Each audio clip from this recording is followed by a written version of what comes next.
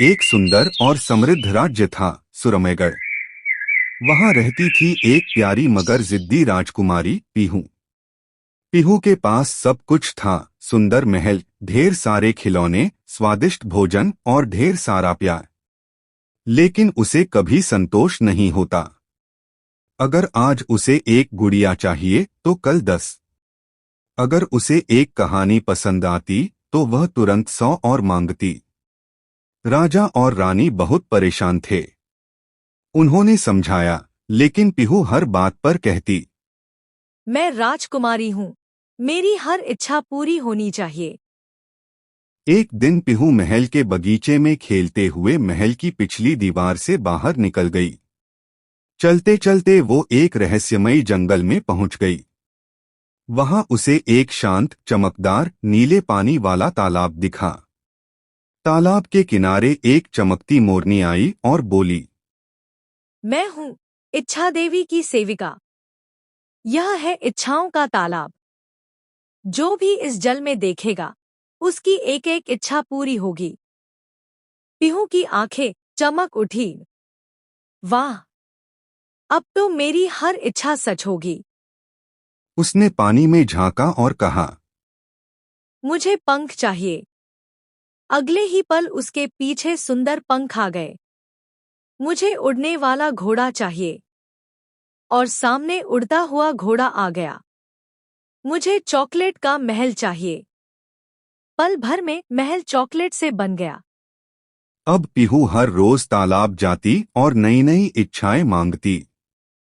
एक दिन उसने मांगा, मुझे ऐसी आवाज चाहिए जो सबको बांध दे। अब कोई भी उसकी बात सुनकर हिल नहीं पाता था। फिर मांगा, मुझे कभी थकान न हो। अब उसे नींद ही नहीं आती थी। फिर मांगा, सब मेरे जैसे बन जाए। और पूरा राज्य एक जैसी पीहुओं से भर गया। धीरे धीरे पीहू की दुनिया अजीब होती चली गई। किसी में विविधता नहीं बची। सब वही सोचते जो वह सोचती। खेलने को कोई नहीं, क्योंकि सब वही थे जो वह थी। अब वह दुखी रहने लगी। एक शाम वह फिर तालाब के पास आई और बोली, तुमने मेरी दुनिया बिगाड़ दी। तुमने मेरी दुनिया बिगाड़ दी। मोरनी ने शांत होकर जवाब दिया, मैंने तो सिर्फ तुम्हारी इच्छाएं पूरी की। सवाल ये नहीं कि इच्छा पूरी होती है या नहीं। सवाल ये है कि वो जरूरी है या नहीं। पीहू की आंखें भर आईं। वह बोली, मुझे मेरी पहले वाली दुनिया चाहिए। जहाँ लोग अलग हों, जहाँ कुछ चीजें अधूरी हों, लेकिन दिल से पूरी हों। तालाब में आंसू गिरते ही सब कुछ बदल गया।